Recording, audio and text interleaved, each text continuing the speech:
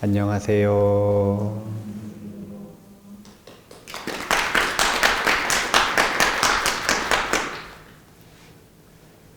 오늘은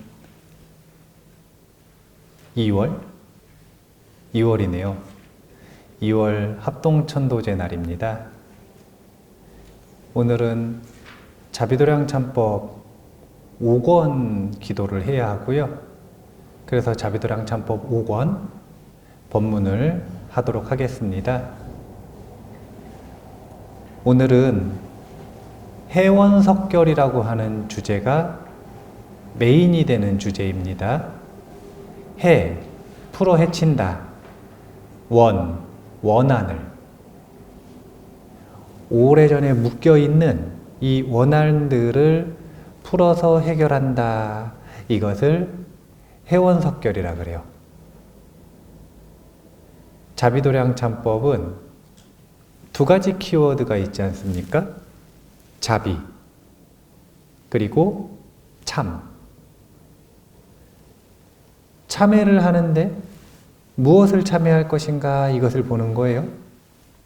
당연히 스스로 지은 악업을 참회하는데 그 악업이 고통으로 드러나기 전에 중간에 결과물을 하나 만들어냈다는 거예요. 그게 무엇이냐면 원한이라.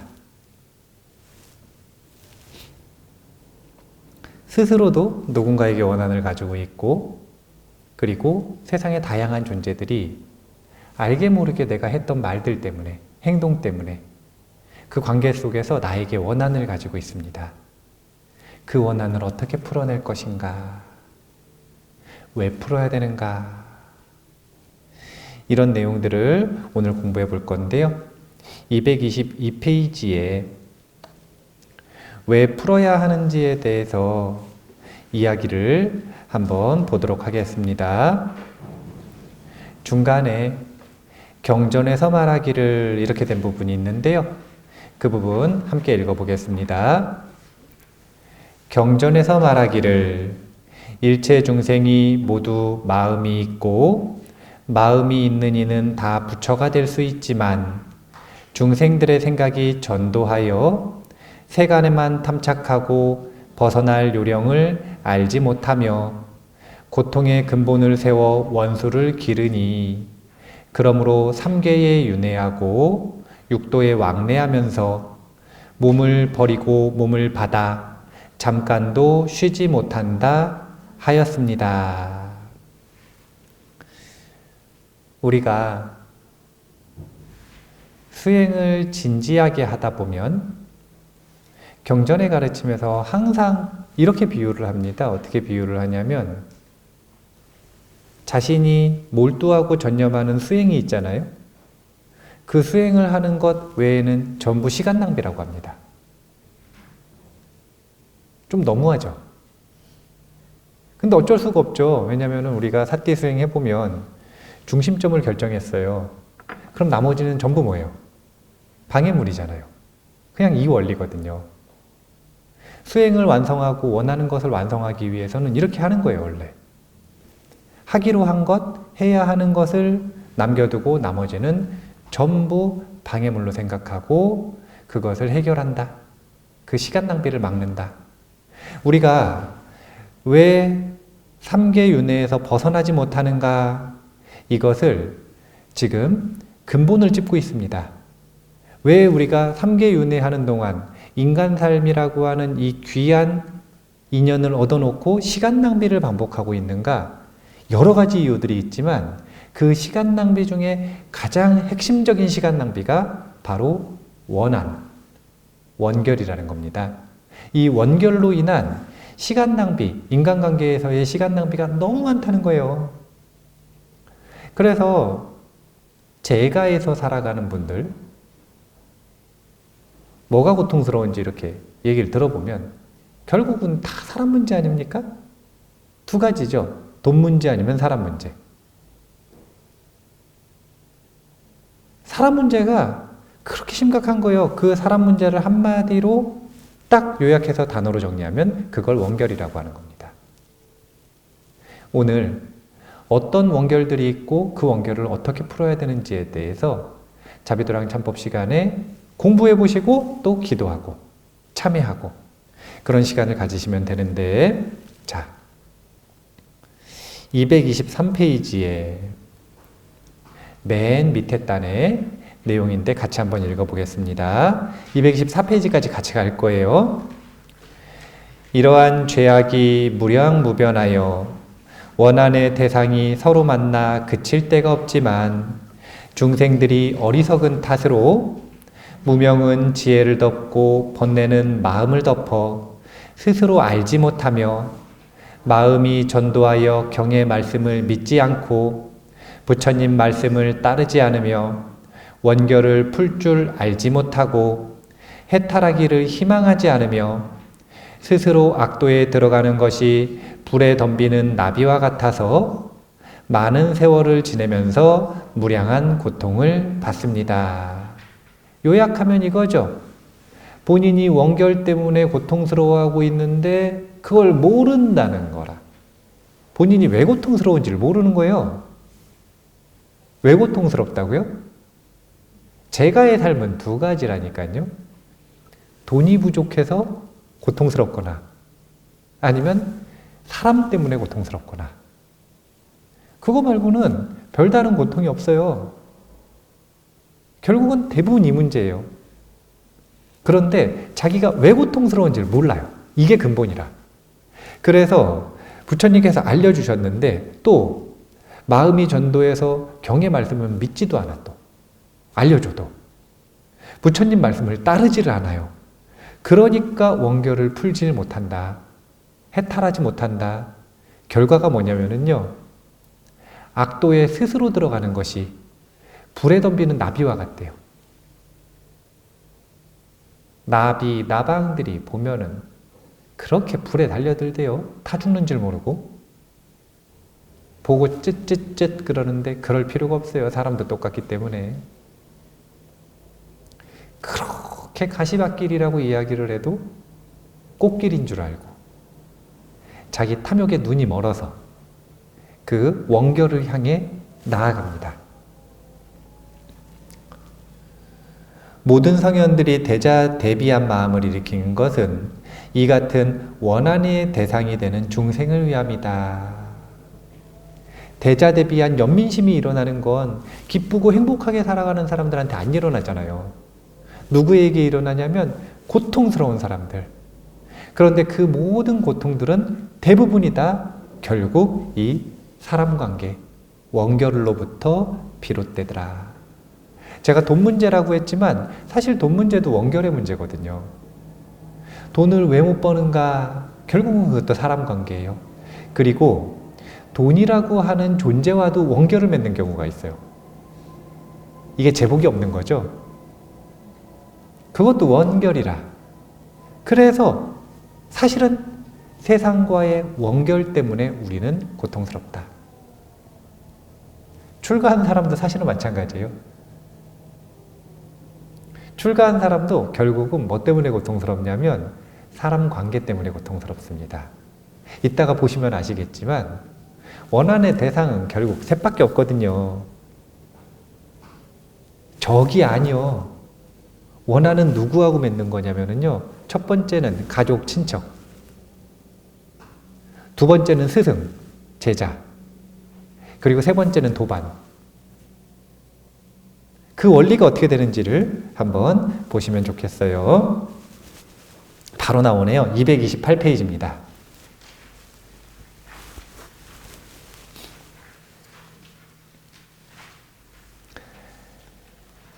요 한 문단 같이 읽을까요? 오늘 이 도량의 동참대중이여, 원수와 고통의 근본은 무엇입니까? 눈으로 빛을 탐하고, 귀로 소리를 탐하고, 코로 향기를 탐하고, 혀로 맛을 탐하고, 몸으로 부드러움을 탐하여 항상 오진의 속박을 받는 것입니다. 그러므로 오래도록 해탈하지 못합니다. 자, 원수는 탐진치 중에 뭐 때문에 일어나요? 진짜 탐 때문에 일어나나요? 원하는 분노한 거 아니에요? 원하는 분노를 해야 생기는 거 아니에요?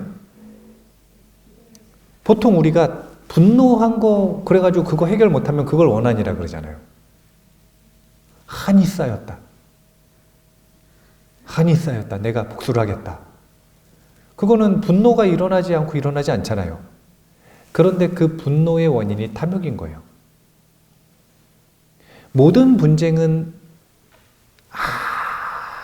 아무리 합리적이고 다양한 이유를 갖다 붙여도 다 핑계고 뭐냐면 탐욕과 탐욕의 부딪힘입니다. 탐욕과 탐욕이 있는데 서로 양보하지 않고 합의가 되지 않을 때 분쟁이 일어나는 거예요. 만 가지 차별이 있어도 원리는 똑같아요. 탐욕과 탐욕이 부딪힐 때 분쟁과 원한이 일어나더라. 결국은 스스로 탐욕을 다스리지 못하니까 원결이 생겼던 거예요. 이게 근본이라.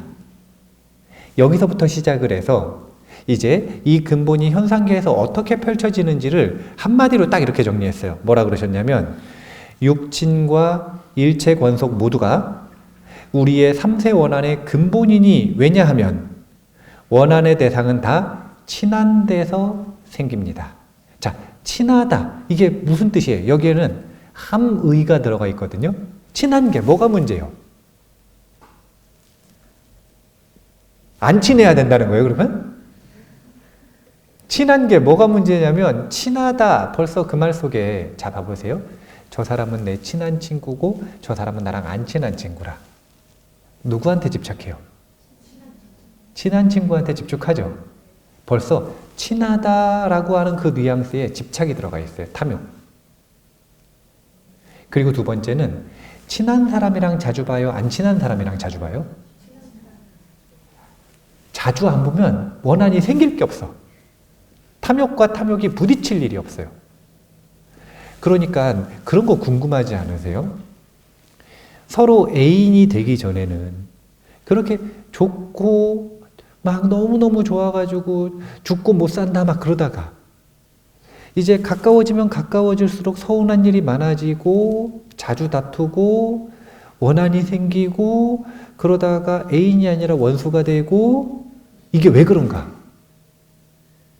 그건 다른 게 아니라 자주 만나면 상호 간의 탐욕과 탐욕이 부딪히는 일들이 많아져요.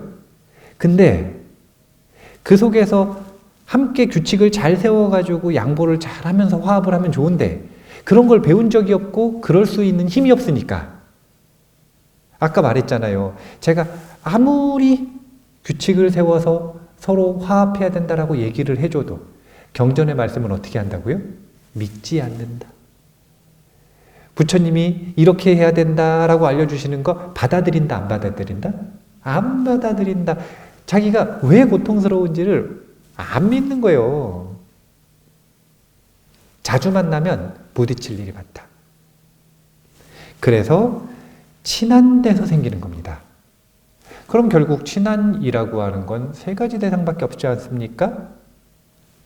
가족, 친지, 또는 스승, 제자, 또는 도반, 친구. 이 외에 친한 사람이 있어요? 친해지면 결국은 이 범주 안에 들어오는 거잖아요. 나의 모든 원수는 친한 데서 생기는 것이다. 그러면은 아까도 얘기했지만 안 친하게 지내려는 건가? 그거는 아니니까 어떻게 잘 조절해야 되는지를 생각을 해보셔야 됩니다. 자, 229페이지에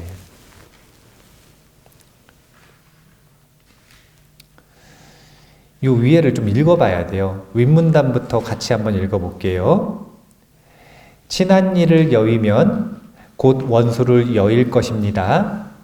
만일 서로가 다른 마을에 떨어져 있다면 두 사람은 마침내 원한의 마음을 일으키지 않을 것입니다.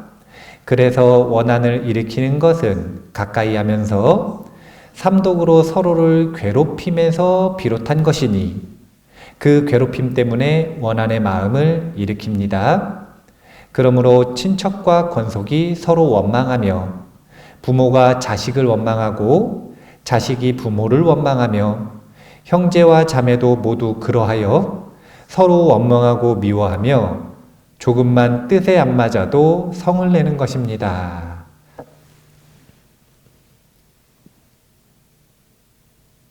우리가 가족들끼리는 서로 원망하고 원한을 품고 있어도 그걸 드러내면 돼요, 안 돼요? 안 된다는 묘한 양심의 가책이 있지 않나요? 그래서 말을 못해. 짜증이 났으면 짜증이 난다고 얘기를 해야 되는데 그때 말 못하고 나중에 터지잖아요. 말을 못해. 그게 도덕률 때문인지 아니면 본인의 성격 때문인지 아니면은 그 관계 속에서의 신뢰관계 때문인지 뭔진 모르겠지만 말을 못해. 그럼 어떻게 되냐면 이 분노가 마음에 저장이 돼요. 사실은 몸에 저장이 돼요. 몸과 마음에 저장이 돼가지고 썩어. 이걸 원한이라 그러는 거예요. 원한은 분노하고 조금 결이 다른데 분노가 썩어서 고름이 된 게 원한이다. 그래서 분노보다도 해결하기가 더 어려운 거예요. 왜냐하면 장이 묵으면 묵을수록 맛있듯이 원한도 묵으면 묵을수록 더 시려요. 더 시리고 해결이 안 돼. 이건 죽을 때도 해결이 안 되더라고요. 임종하시는 분들한테 뭐가 마음에 걸리냐 그러면은 죄책감과 원한을 말해요. 죄책감도 원한도 둘 다 원결이잖아요. 해결이 안 돼요. 죽을 때가 돼도. 그렇게 용서가 안 된대요. 죽을 때가 됐는데. 이제 가는데. 왜냐하면 오래 묵어서 그래요. 마음속에서 시간 날 때마다 곱씹어. 온갖 망상을 한단 말이에요. 그 대상이 가족이면 정말 슬픈 일이다. 그 대상이 가족이면 정말 슬픈 일이다. 이게 바로 중생의 마음이에요. 주고 싶은 마음과 안 주고 싶은 마음이 부딪혀서 자기가 힘들고 안 주고 싶은 마음과 받고 싶은 마음이 부딪혀서 원한이 생기고 받고 싶은 사람은 받는 게 당연하다고 생각하고 권리라고 생각하고 주는 사람은 그것을 최소한 고마워할 줄은 알아야 되는가라고 하는 생각이 있고 그래서 돈 자랑을 하실 거면 그 돈을 듣는 사람에게 다 줄 수 있다라는 마음가짐 가지고 돈 자랑을 해야 재산은 뺏기지만 최소한 원한은 맺지 않는다. 지금 우리가 맺고 있는 혈연, 가족과 친족들 있죠. 그 사람들과도 사실은 마음을 잘 살펴보면 원결이 많이 형성되어 있다. 그래서 제가 조금 양보를 많이 해서 가족관계를 이렇게 말하지 않습니까? 은결과 원결이 반반이다. 이걸 무슨 관계라 그러냐면 애증의 관계라 그러는 거예요. 애증의 관계. 그게 지금 현행의 가족과 친척들과의 관계인 거예요. 두 번째, 가족과 친척이 아닌데도 그냥 만나자마자 나한테 막 원수처럼 대하는 사람이 있어요, 없어요? 살다 보면 그런 사람을 종종 만납니다. 나는 아무런 잘못도 안 했는데 그냥 그 사람이 나를 공격하고 나를 싫어하고 나에게 막 복수하려고 하고 나를 막 함정에 빠뜨리려고 하고 나를 모함하고 그럼 그 사람은 도대체 왜 그러느냐? 전생에 내 가족이었어. 그래서 그러는 거예요. 전생에 내 가족이었어요. 말했잖아요. 가족 때는 가족이니까 쉽게 복수하고 범죄를 저지를 수 있어요, 없어요? 가족에겐 그럴 수가 없잖아요. 그런데 땀만 먹고 이성을 잃으면 재앙이 생기는 거예요. 근데 최소한 가족이라고 하는 테두리, 증만 있는 게 아니라 애가 함께 있기 때문에 이번 생에는 그렇게 재앙을 일으키지 않는데 다음에 만났을 때 이제 애증 할 때 애는 금방 소비가 되고요. 증은 쉽게 소비가 안 되거든요. 금은 증만 남아. 그러면 이제 만나자마자 복수를 하는 거죠. 저 사람은 도대체 나랑 무슨 원수를 졌길래 나한테 이러느냐? 가족이었어.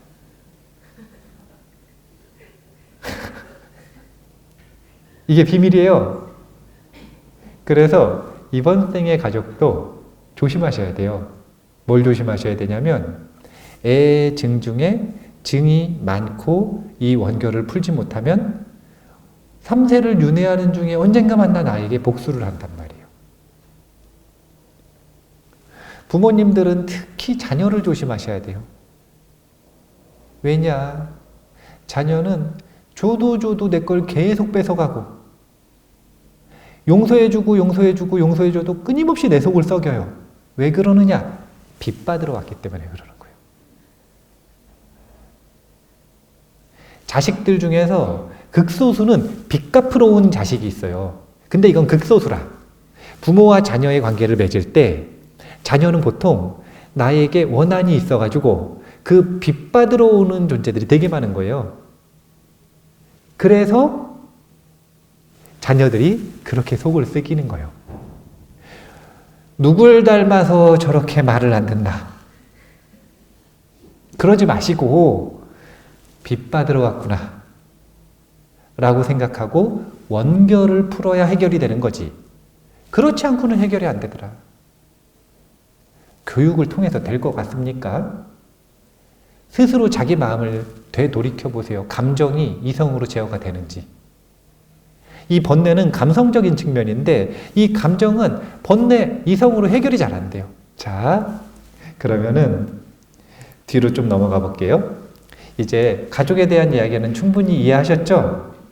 그럼 스승 제자는 왜 원결을 맺는지를 또 한번 보겠습니다. 사실은 스승 제자간은 왜 원결을 맺는지 잘 납득을 못할 수가 있거든요. 한번 읽어볼게요. 236페이지입니다. 오늘 이 도량의 동참 대중은 이미 부모의 원결을 풀었으니 다음은 스승의 원결을 풀어야 합니다. 대성으로부터 이하는 아직도 끝까지 원만하지 못하고 무생법인이라도 삼상의 변천함이 있으니 부처님께서 오히려 구원을 하심은 악한 중생이 도를 깨닫게 하려는 것입니다. 부처님의 그러한 위덕으로도 중생을 교화할 때 그런 말씀을 하는데 청정한 경계에 이르지 못한 범부야 어떻겠습니까? 지금 선과 악이 뒤섞여 흑백을 분별하기 어려우니 어찌 삼업의 실수가 없을 수 있겠습니까? 만일 가르치는 말을 들을 적에는 스승의 은덕을 무한히 고맙게 생각하고 스스로 자책할지언정 놀라거나 의심하고서 나쁜 생각을 품지 말아야 합니다. 핵심이 나왔네요. 두 가지 단어입니다. 첫 번째는 고원. 이게 뭐냐면 고통스러운 쓴 말이에요. 부처님께서도 제자들을 가르칠 때 자비로운 말로 그 제자가 길들여지지 않을 때 고원, 쓴 말을 자주 하셨습니다. 부처님은 주어장부라고 하시고 최상의 설법가라고 하시는데도 불구하고 그렇게 제자들에게 쓴 말을 해야 제자들이 말을 들었는데 범부는 말에 무엇하겠느냐 이거예요. 여기서 말하는 범부는 누구냐면 우리가 대부분 사제관계를 맺고 있는 스승들이 아직 범부라. 여기서 말하는 범부는 일반 사람들과 똑같다는 게 아니라 아직 독과를 깨치지 못한 범부 스승의 비율이 훨씬 많다는 거예요. 비율 공부 다시 해볼까요? 제가 한번 이야기한 적이 있습니다. 아라한은 몇 명 중에 한 명이 나온다 그랬죠, 제가? 1000만 중에 한 명이 나온대요. 그러면 그냥 보편적으로 평균으로 생각해 볼까요? 우리나라 5천만이요. 그럼 우리나라에 아라한이 몇 명 있을 확률이 있는 거예요? 5명 정도 있을 확률이 있는 거예요. 그 5분을 스승으로 모실 수 있겠어요? 그리고 또 대부분의 아라한은 유명해요, 유명하지 않아요? 안 유명해요? 왜냐면 가만히 계시거든요. 그럼 그분들 찾아서 스승으로 모실 수 있겠어요? 그렇지 않다면 대부분은 범부 스승을 모시고 있는 경우가 많은 거예요. 그러면 범부임에도 왜 스승으로 모시는가? 본인이 아직 독과로 나아가는 길을 완전히 증득하진 못했지만 독과로 나아가는 길을 알아요. 안내해 줄 수 있어요. 그러니까 도반이자 선배로서 스승을 모시는 겁니다. 그러면 독과를 증득하고 깨달음을 이룬 이조차 고언을 해야 하는데 이 스승들은 고언을 함은 물론이고 말을 하다 보면 모르는 것도 있고 또 말하다 보면 실수도 하고 또 어쩌다 보면은 수행이 좀 덜 됐으면 자기 조절이 안 될 수도 있고 그런 모습들을 보면서 실망할 수 있는 거 아닙니까? 그럴 때마다 놀라거나 의심하고 나쁜 생각을 품게 된다. 고언을 듣고 그 실수들을 보고 그 부족한 모습들을 보고 어떻게 하는 거냐면 놀라거나 의심하거나 나쁜 생각을 품게 된다. 이게 뭐가 문제냐? 이 마음을 품고 이걸 해결 못하면 사제관계는 끝난 거예요.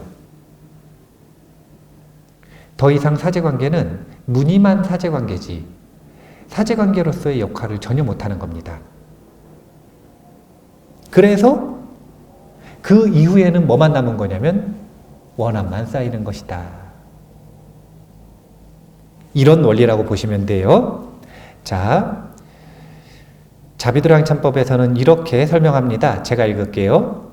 비록 출가했더라도 번뇌를 다 없애지 못하고 아직 해탈하지 못했다면 다시는 온갖 악이 없을 것이다 라고 쉽게 말해서는 안 되고 세속에 사는 사람이라고 전혀 선이 없다라고 쉽게 말해서는 안 된다고 하셨습니다. 자, 이 이야기가 무슨 얘기인가? 스승을 정해서 그 스승과 함께 공부하기 시작했어요. 그러면 스승에게 뭘 바라죠? 제자는 스승에게 뭘 바라나요? 가르침을 주시길? 그것만 바래요? 아니면 스승이 완벽하길 바래요? 반칙이라. 학생과 선생님의 관계의 본질이 무엇인가? 배우기로 한 과목을 배우면 그게 학생과 선생님 아닙니까? 근데 선생님이 인격적으로 조금 이상하다고? 이상하다라는 것도 기준이 객관적인 평가도 아니요. 자기 눈에 좀 이상하다고. 뭐라 그러냐면은 담임 선생님을 담탱이라 그래요. 세상에 이런 일이 어디 있어요? 말도 안 되는 일이에요. 이거는 누구에게 손해인가? 학생에게 100% 손해다. 첫 번째, 못 배우고요. 두 번째, 원한만 끊임없이 쌓는다. 그럴 거면 다른 선생님을 찾아가야지. 자신이 존중할 수 있는. 스승과 제자는 학생과 선생님하고 조금 결이 다르죠. 훨씬 더 넓은 범위의 삶을 다뤄서 공부를 배우고 수행을 하는 게 스승과 제자와의 관계입니다. 그러면 수행을 배우고 수행을 지도받았으면 됐지. 또 여기서 더 큰 걸 요구해요. 우리 스승이 아라한이었으면, 우리 스승이 도덕적으로 완벽했으면, 우리 스승이 심지어는 내 마음을 완전히 알아줬으면, 온갖 뭐가 붙은 거예요, 이게. 탐욕이 붙은 거죠. 그래서 화가 나는 거예요. 다른 게 없어요. 이 원리를 잘 기억하셔야 돼요.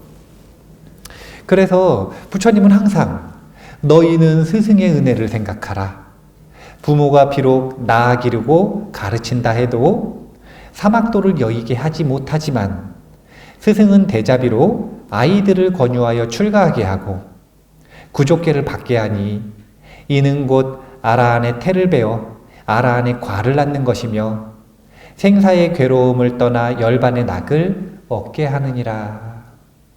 저는 고등학교 때 저한테 은사가 되는, 은사 스님은 아니고 출가하기 전에 은사가 되는, 그 스님을 은사 스님으로 모시지 못했고 출가하기 전에 은사가 되는 스님들을 만나 뵙고 나서 이런 생각을 했어요. 뭐라고 했냐면, 아, 내 정신은 이 스님들로부터 새로 태어났구나. 나의 정신은 이 스님들로부터 새로 태어났구나. 부처님께서는 항상 이렇게 애가 있고 증이 있으면 그 중에 마음을 어디다 둬야 된다는 거죠? 애에다가 둬야 된다는 거예요. 너희는 스승의 은혜를 생각하라. 스승이 자신에게 어떤 은혜를 베풀었는지. 왜 부처님은 이것만 강조하실까요? 원안에는 왜 초점을 안 맞출까요? 단순합니다. 알아서 잘하니까. 말을 하지 않아도 자동으로 잘하니까. 원한을 곱씹으라는 요구를 전혀 하지 않아도 어차피 알아서 곱씹을 거니까. 그건 알아서 하시고 은혜를 곱씹고 은혜를 마음에 새기는 것을 끊임없이 강조하는 겁니다. 그래야 애증 관계에서 비율을 조절할 수가 있는 거예요. 그리고 관계를 유지할 수가 있는 거예요. 천하의 선지식이라도 스승보다 뛰어난 이가 없다. 이렇게 생각해야 된다는 거예요. 이건 또 왜 그럴까요? 천하의 선지식이 아라한이라고 하면 우리나라에 아라한이 5명 있다고 쳐볼게요. 그러면 그 아라한에게 가서 공부할 수 있나요? 없나요? 그럼 그걸 그림의 떡이라 그러는 거예요. 나와 신뢰관계를 맺고 그래도 나를 만나주고 나를 신경 써주고 나를 지도해주는 건 나의 스승 말고는 없다는 거예요. 그래서 티베트 불교에서는 구루 요가를 그렇게 하는 겁니다. 구루 요가의 핵심은 뭐냐면 나의 스승을 부처님처럼 생각할 때까지 끊임없이 관상하고 상상하고 그리고 마음에 새기고 사유하고 이 요가를 모든 수행을 시작하기 전에 1년, 3년, 5년 합니다. 그게 완전해질 때까지. 그래야 그 다음 공부가 기반이 탄탄하게 안정적으로 이루어질 수 있기 때문에 우리나라에서는 구루요가를 그렇게 강력하게 시키지는 않지만 그럼에도 불구하고 천하의 선지식이라도 스승보다 뛰어난 이가 없다. 반대로 말하면 나의 스승이 나에게는 최고의 스승이다. 이 마음가짐이 있을 때 누구에게 도움이 되냐면 자기 자신에게 도움이 됩니다. 그 마음이 있으면 스승에게는 도움이 되는 게 있을까요? 없을까요? 없어요. 부담만 늘어. 그리고 그런 마음은 탐욕으로 변질된 가능성이 높으니까 위험성만 높아져요. 근데 자기 자신에게는 그런 마음가짐을 가지고 스승을 만나면 한 번 만나도 간절하고 한 번만 들어도 쉽게 믿음이 일어나거든요. 한 번만 들어도 이해가 잘 돼요. 그래서 자기 자신을 위해 이렇게 원결이 아닌 은결을 만드는 마음의 태도를 연습해야 한다. 자, 뒤에 한번 계속 읽어볼게요. 238페이지에 맨 아랫문단에 있는 문단 한번 같이 읽어보겠습니다. 경전에서 말했습니다. 우치하여 제멋대로 하며 죄로 생길 재앙을 믿지 않고 스승을 비방하고 스승을 헐뜯고 스승을 미워하고 스승을 질투하는 이런 무리는 법 가운데 큰 악마요 지옥의 종자이니 스스로 원결을 맺어 무궁무진한 죄보를 받느니라. 무궁무진한 죄보를 받는 것보다 더 무서운 게 뭐냐면요.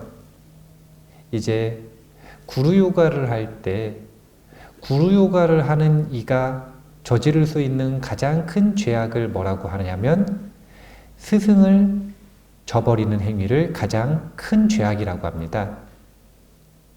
왜 그런 줄 아세요? 업에 습이 생기기 때문에 그래요. 무슨 업습이 생기냐면 스승을 저버리는, 스승을 의심하는, 스승을 믿지 않는 이 업습이 생기면 어떤 일이 벌어지느냐? 다시는 누구도 스승으로 모실 수가 없는 거예요.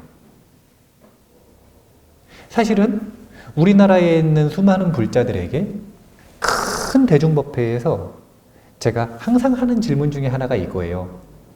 당신에게는 스승이 있는가? 쇼윈도우 스승 말고요. 물어보면 그래요. 부처님이 제 스승입니다. 저도 그래요. 그거 다 우리 본사, 시아 본사, 석가모니 물 아닙니까? 쇼윈도 스승 말고요. 나에게 마음이 불안하고 의심이 생기고 뭔가 알고 싶을 때 만나서 질문할 수 있는, 그리고 그 질문을 받들어 행할 수 있는 신뢰관계가 맺어져 있는 그런 스승이 있는가, 이걸 질문을 합니다. 그러면 이렇게까지 딱 질문을 받고 나면 울어요, 사람들이. 울어, 막 울어. 거사님들도 막 울어. 왜냐면 스승을 모시고 싶은데 본인이 스승을 못 모시고 있는 그 상황에 대한 본능적인 슬픔인 거죠. 이유는 다른 게 없어요. 눈 뜨고 찾아도 스승이 없다? 그런 일은 없어요. 스승은 얼마든지 있어요. 그냥 본인이 누구도 스승으로 섬기지 못하는 악습을 가지고 있을 뿐이에요. 이 악습을 만드는 것이 바로 스승에게 원한을 가지는 것, 스승을 저버리는 것, 이것이기 때문에 티베트 불교에서는 이걸 가장 큰 죄악이라 그러는 거예요. 사실은 지옥에 들어가서 고통을 받는 건 저는 별게 아니라고 생각한단 말이에요. 그건 그냥 일시적인 거잖아요. 그 기간이 10겁이든 100겁이든 무량한 윤회를 거치는 동안 스승을 못 모시는 것보다 이게 더 치명적인가요? 아니에요. 스승을 모시지 못하면 우리는 영생업에 가까운 윤회를 겪는 동안 이 윤회에서 벗어날 길 자체가 닫히는 거예요. 그래서 스승과의 원한을 맺는 것, 이것은 정말로 조심하셔야 돼요. 모든 원한은 남으로부터 비롯되는 거예요? 내 탐욕으로부터 비롯되는 거예요? 그렇게 남 탓을 하지 말라는데 가족과도 끊임없이 남 탓을 하면서 원한을 맺고 핑계를 댈 수가 없어요. 왜냐하면 원한, 이게 결과물이잖아요. 본인은 남 탓을 한 적이 없는데 원한을 맺었다? 그런 일은 없다는 거예요. 또 이거 해결하겠다고 스승 제자 관계를 맺어놓고 거기서도 또 원한을 맺어. 그래놓고 또 스승 탓을 하죠. 아니라니까요. 자신의 탐욕 때문에 생기는 거라니까요. 모든 것, 모든 원한은 자신의 탐욕으로부터 생긴다. 자, 아주 독특해요. 이번에는 스승과 제자가 아니라 도반과 어떻게 원한을 맺는지 241페이지에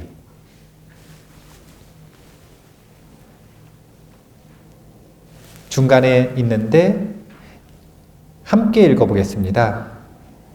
경전에서 말하기를 한 번 진심을 일으키면 원수가 한량이 없다고 했으니 이런 원수는 육친만이 아니고 스승과 제자 간에도 많으며 한방에서 함께 지내는 상중하좌도 그러합니다. 우리가 절에 가서 수행하고 명상센터 가서 수행하고 어떻게 공부 배우는 데 가서 수행을 하면 그러면 진짜 도반들과 자주 만나지 않습니까? 어떻게 보면 혼자 사시는 분들은 가족보다 더 자주 만나요. 가족보다 더 자주 만나요. 사람들이 피가 섞여야 인연이 깊어지는 줄 아는데 그게 아니라 시간을 공유하는 만큼 인연은 깊어지는 거예요. 다만 그 인연이 은결일지 원결일지는 사람마다 다를 뿐이죠. 도반들과 그렇게 많이 만나는데 도반들과도 원한을 그래 맺는 거라. 근데 이유가 뭔지가 여기 딱 나옵니다. 도반과 원결을 맺는 이유는 이것 때문이다 라고 하는데 한마디로 말해서 뭐냐면 질투예요. 도반과는 질투 때문에 원결을 맺는 겁니다. 이게 핵심이에요. 자, 241페이지의 아래 문단인데 제가 읽어볼게요. 같이 읽어야 마음에 찔릴라나요? 같이 읽어볼까요? 출가한 사람이라도 학업을 같이 닦고 스승을 함께 섬겼던 이의 지위가 올라가면 문득 독을 품고 진심을 품어 전생에 익힌 지혜 덕분에 저 사람은 복덕을 얻었지만 나는 성근이 없다라고 생각하지 못합니다.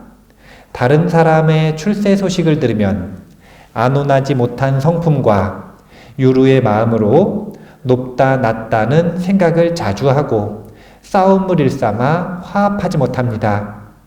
다른 이는 후하게 대하고 스스로는 박하게 대할 줄 모르고 서로 꺼리고 미워하며 자기의 허물은 살피지 않고 오로지 다른 이의 잘못만 입에 담습니다. 보살수행하고는 거꾸로 하는 거라. 보살수행은 어떻게 하는 거냐면요, 다른 이는 후하게 대하고 스스로는 박하게 대해야 되는 거예요. 이게 보살수행이거든요. 서로 꺼리고 미워하는 사람이 있어도 그 사람을 향해서 자해명상을 할 수 있어야 그걸 보살수행이라고 하는 거예요. 자기의 허물은 드러내서 참회하고 다른 이의 잘못은 드러내지 않고 심지어 보지 않는 것. 이렇게 하는 걸 보살수행이라 그래요. 그런데 이거하고 완전히 거꾸로 하죠. 역보살.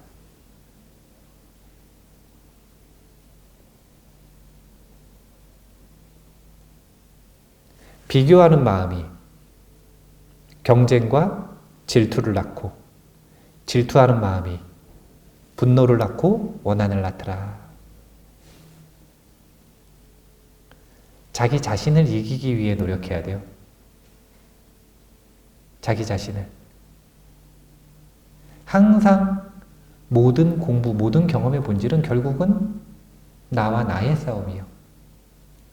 제가 운동을 오래 하다 보니까 알게 된 진실이 있어요. 처음에는 탁구를 치잖아요. 그러면은 함께 치는 상대방이 있을 거예요. 그럼 그 사람과 경쟁을 하는 줄 알았어요. 그런데 이 마음을 안으로 돌리고 사띠의 힘이 좋아지니까 본질을 알았어요. 그게 뭐냐면 탁구는 날라온 공을 치는 훈련이지 상대방과 경쟁하는 게 아니더라고요. 탁구의 본질은 날아온 공을 내가 어떻게 칠 것인가. 딱 하나 이거예요. 즉 내가 나를 어떻게 다룰 것인가. 내가 몰입해야 되는 건 이것밖에 없는 거예요. 내가 봐야 되는 건 공밖에 없지 상대가 아닌 거예요. 운동만 그러한가요? 아니에요. 공부는 훨씬 더, 수행은 훨씬 더 본질적으로 상대와 경쟁하는 게 아니라 스스로와 경쟁하는 것이죠. 이걸 잊으니까 질투를 하는 거예요. 이걸 잊으니까 질투라는 탐욕으로 분노를 일으키는 겁니다. 이걸 잊으니까 그 소중한 도반의 관계를 원결로 변질시키는 겁니다. 그러면 도반이 지옥이 되죠. 정토를 위해 노력하는 관계인 도반조차 지옥이 됐다면 다른 관계는 어떠하겠는가?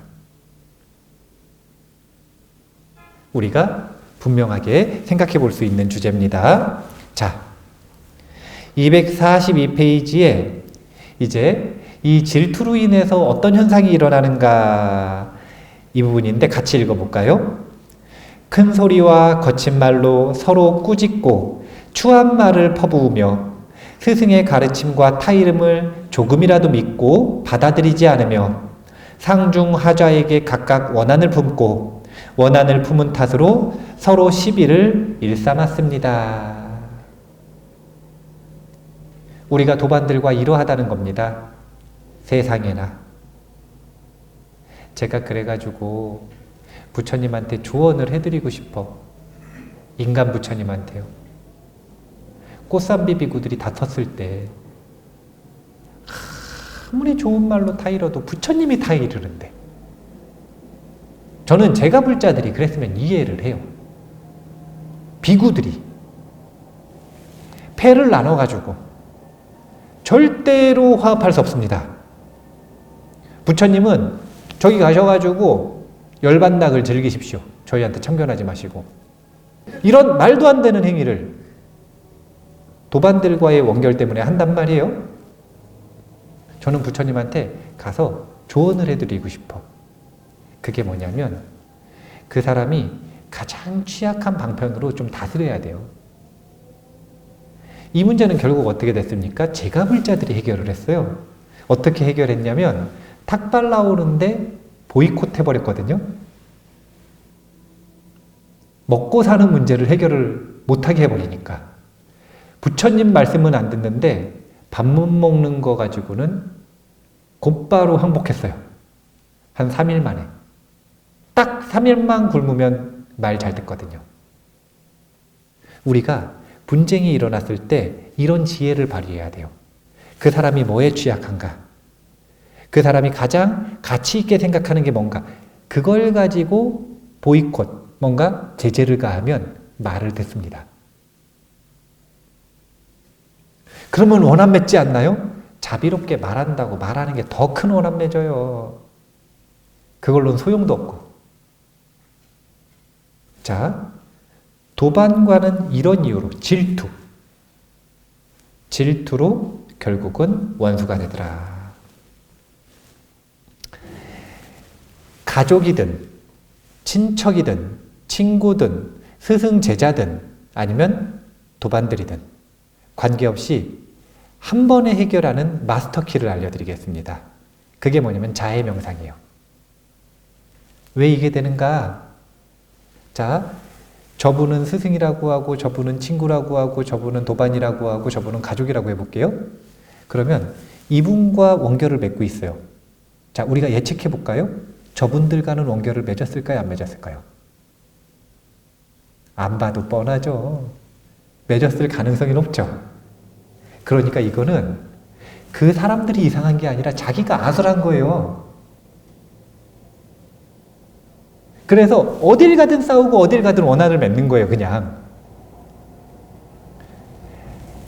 그 사람들이 나쁜 게 아니라 자기가 저팔계라. 어딜 가든 분쟁을 일으키는 사람인 거예요. 그러면 그 사람들을 바꿔야 돼요? 내 마음을 바꿔야 돼요? 내 마음을 하나 바꾸면 이 사람과의 원결이 해결되면 사실은 대부분 다 해결돼요. 왜냐면 자기가 바뀌었으니까. 자기의 마음을 바꾸는 최고의 방법은 자해 명상입니다. 자, 243페이지에 한마디로 이렇게 정리를 하시는데 이게 솔루션입니다. 보살마하살은 원수다 친하다는 마음을 버리며 그러한 생각을 떠나 자비한 마음으로 평등하게 섭수해야 합니다. 우리가 결국 참여해야 될 것은 악업, 그리고 그 악업의 결과물인 원결인데 이 원결은 무엇으로 해결하는가? 자비도량으로 해결한다. 자비도량은 어떻게 건설하는가? 자해명상으로 건설한다. 그렇다면 자해명상은 어떻게 하는가? 자, 제가 알려드리는 문장을 한번 따라해 보세요. 나는 위험과 적으로부터 자유롭고 싶습니다. 그래요, 안 그래요? 나는 건강과 행복을 바랍니다. 그래요, 안 그래요? 그러니까 따라 하시라고요. 그러니까 저를 보호해 주시는 호법 천신들과 몸과 마음 있는 생명 있는 모든 존재들이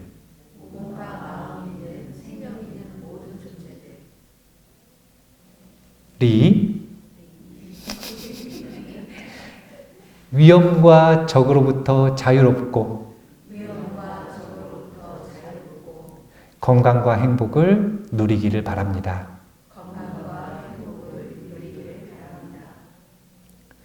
이 마음을 가지는 걸 자해명상이라고 하는데 이걸 어떻게 하느냐? 우리가 좌선할 때는 가만히 앉아있으면 생각이 나잖아요. 가만히 앉아있으면 딸 생각이 나. 원래 팔이 안으로 굽는 게 인지상정이니까 가만히 앉아있는데 이 명상 알려준 원빈 스님 생각은 안 나고 딸 생각이 나거든요. 그러면 그 딸에게 이 문장을 통해서 자해의 마음을 보내는 겁니다. 딸 생각이 이제 사라졌어요. 딴 생각을 한참 하다가 갑자기 이번에는 친구 생각이 나요. 그럼 그 친구에게 이 문장을 통해 자해의 마음을 보내는 겁니다. 그러다가 한참 과거를 곱씹다가 화가 났던 일이 생각이 나는 거예요. 원결이 생각이 나요. 그래가지고 그 원수 같은 놈 갑자기 이 생각이 났어요. 그러면 이를 악물고 억지로라도 이 문장으로 자해의 마음을 보내는 겁니다. 이걸 자해명상이라 그래요. 이걸 좌선할 땐 이렇게 하는 거고요. 단축명상으로 일상에서 짧게 할 때는 일상을 살아가다 보면 또 누구 생각이 나잖아요.